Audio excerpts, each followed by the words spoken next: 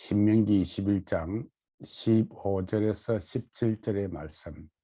오늘은 축복은 여호와께 속한 것이니 라는 제목으로 말씀을 증거해 드리고자 합니다. 신명기에는 하나님의 규례와 법도가 잔뜩 기록이 되어 있습니다. 그 가운데서 특별히 하나님의 백성들이 어떻게 하나님을 예배하는가, 하나님의 백성의 신앙생활에 관한 법, 의식법이 12장에서 16장까지 기록이 되어 있고, 하나님의 백성들의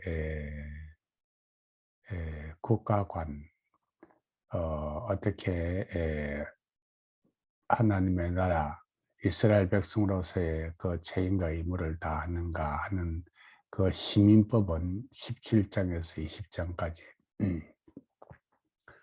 그리고 하나님의 백성들의 삶, 사회생활을 어떻게 하는가 21장에서 26장까지, 그리고 하나님의 언약이 그 이후에 쭉 기록이 되어 있습니다. 특별히 이 사회법 중에서도 가정에 관한 규범은 21장 오늘 본장의 말씀을 하고 있습니다. 어떤 사람에게 두 아내가 있었다는 거죠. 두 아내가 있었는데 그 두 아내에 대한 남편의 사랑을 이야기하고 있습니다. 한 아내는 사랑하고, 오늘 성경에 보니까 다른 하나는 미움을 받았다라고 이야기를 하였습니다. 성경에는 이렇게 미움을 받았다라고 표현을 하고 있지만은, 하나는 더 사랑하고 하나는 덜 사랑한다 이렇게 표현하는 것이 맞겠지요. 사랑하지 아니하는 자와 어떻게 결혼을 할 수가 있었겠습니까? 어쨌든 그렇게 결혼 생활을 하는 가운데에 덜 사랑하는 자, 미움을 받는 자에게서 먼저 아들이 태어난 것입니다. 장자가 태어났다는 것이죠. 그리고 그걸로 끝이 났으면 되는데, 또 사랑하는 아내에게서도 역시 아들이 태어났다는 것입니다. 문제는 이 사람이 죽을 때에 사랑하는 아내에게서 난 아들에게 장자권을 주어서는 아니 된다. 덜 사랑을 받던 그 아내, 미움을 받던 그 아내에게서 난 참 장자에게서 그 장자권을 빼앗아서 실적인 차자, 사랑하는 아내의 아들에게 주어서는 아니 된다는 것이죠. 사랑과 축복은 또 별개의 문제가 아니겠습니까? 남편이 두 아내를 사랑하는데 그 두 아내에 대한 사랑에 차별이 있다는 것입니다. 사랑을 할 때에 사랑은 이렇게 주고받는 것이 아니겠습니까? 더 사랑을 받는 자와 덜 사랑을 받는 자. 더 사랑을 받는 자는 사랑을 받는 그러한 조건을 갖추었을 것이고, 덜 사랑을 받는 자는 그러하지 못하였을 것입니다.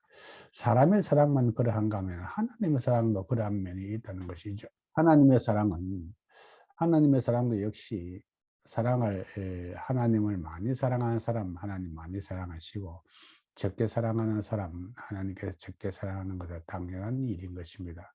자기의 사랑의 그릇에, 사랑을 받을 수 있는 사랑의 그릇에 따라서 사랑을 받을 수가 있는 것이지요. 그러나 하나님의 사랑에 차별이 없는 사랑이 있는데, 그것은 구속하신 그 사랑은 미운 자나 이쁜 자나, 더 사랑을 많이 받을 짓을 한 자나 적게 받을 짓을 한 자나 차별이 없다는 것입니다. 우리에게 주신 하나님의 그 구속하신 그 은혜, 예수 그리스도의 그 구속하신 십자가에서 구속하신 보혈의 그 은총, 그 사랑은 하나님의 자녀들에게 있어서는 차별이 없다. 그러나 장자와 차자에게 주시는 축복이 다른 것처럼 하나님의 사랑은 우리가 더 받을 수도 있고 덜 받을 수도 있다. 왜? 우리가 준비한 사랑의 그릇에 따라서 더 받을 수가 있고 덜 받을 수도 있다는 것입니다. 그것은 하나님의 사랑이나 사람의 사랑도 마찬가지일 것이라는 것입니다. 문제는 여기에서 장남이 받을 축복을 그 환경에 따라 제한하지 말라는 하나님의 말씀입니다. 아무리 내가 사랑하는 아내의 아들이라 할지라도 미워하는 아내의 아들이 장남이라면은 그 아들에게서 그 아들이 받을 장남의 축복권을 제한하여서 빼앗아 차자에게 주지 말라는 것입니다. 권리를 빼앗긴다는 것은 굉장히 분하고 억울한 일이 되겠지요. 그럴 때에 가정의 화해의 근원이 되는 것입니다. 일반적인 자그마한 권리가 빼앗기는 것도 화가 나는데 장자의 축복권이 빼앗긴다. 장자의 축복권은 일반적으로 두 배의 축복, 두 배의 자녀들의 두 배의 축복을 받는 것이 장자의 축복인데 이것을 빼앗긴다는 것은 엄청나게 분노를 그 장자에게 일으키게 하는 것입니다. 문제는 부모가 자녀들에게 축복을 빌고 장자의 축복을 빌고 차자의 축복을 빌고 이렇게 축복을 빌지요. 야곱도 그가 죽기 전에 그 12아들에게 축복을 하였는데 야곱이 그 아들에게 르우벤에서부터 시작해 쭉 막내에 이르기까지 12아들에게 축복을 하는데 그 축복이 하나같이 아니하였다는 것입니다. 물론 그 아버지가 그 아들이 가지고 있는 축복의 그릇에 따라서 축복을 하였지만은 축복은 그 아버지가 하지만은 축복을 빈자는 그 아버지 야곱의 축복을 빌었지만은 축복권자는 여호와 하나님이신지를 믿으시길 바랍니다. 하나님께서 복줄 자에게는 복 주시고 저주할 자를 저주하는 그 축복권은 여호와 하나님에게 있는 것이고 장남이 받는 축복권 이 역시 하나님 여호와께 속한 것이라는 것입니다. 이것은 무슨 말씀이냐면은 가정에도 역시 그 가정의 주인은 여호와 하나님이시다는 것을 오늘 성경은 우리에게 말씀을 하고 있습니다. 가장이 자녀들을 축복하지만은 정말로 그 축복을 내리는 분은 여호와 하나님이시다. 여호와 하나님께서 정하신 고난을 가장이 변개할 수가 없다는 것을 하나님께서는 우리에게 말씀을 해주고 계십니다.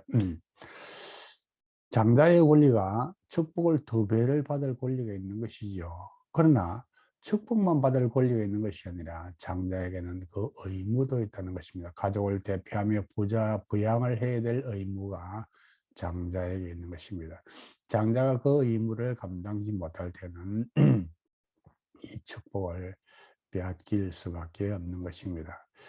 성경에도 보면은 장자의 권리를 빼앗긴 사람들이 있습니다. 가인과 같은 사람은 장자이지만은 그 동생 아우를 때려 죽였고 하나님께서는 가인이 받을 그 축복, 장자의 축복을 셋에게 하나님께서 물려주어 버렸습니다.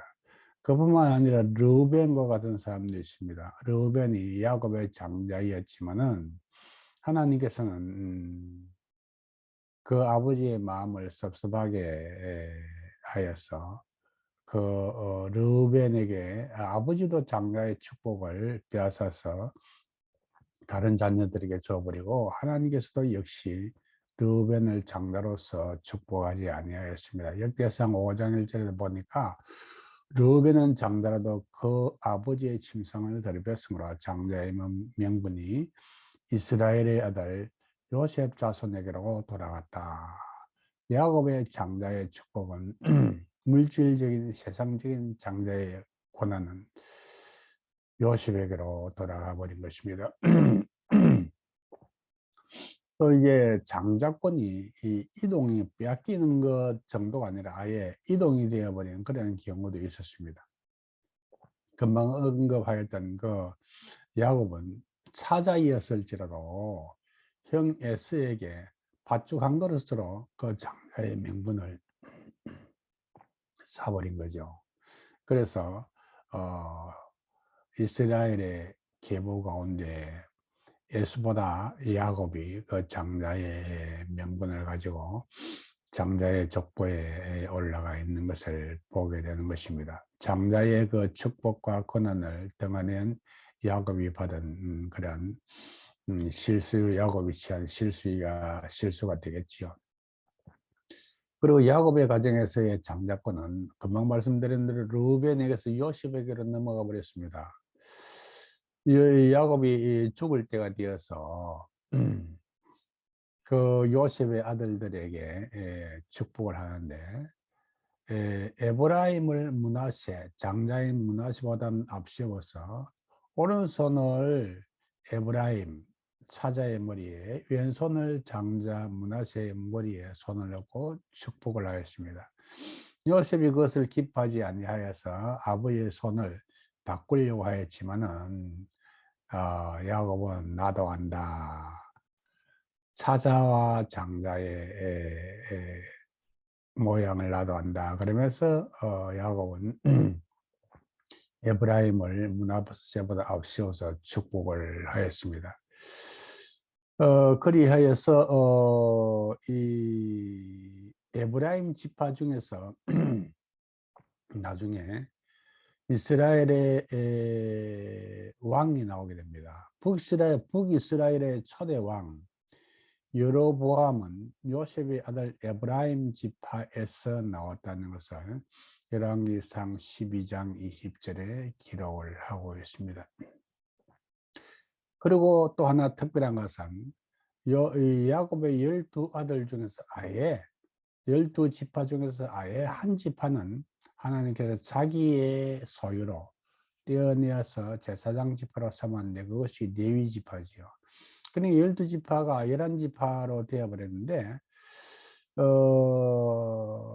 야곱의 장자의 축복을 요셉이 받았다는 실질적인 증거가 무엇이냐면은 요셉의 두 아들이 그 12지파에 들어가게 되었다는 것입니다.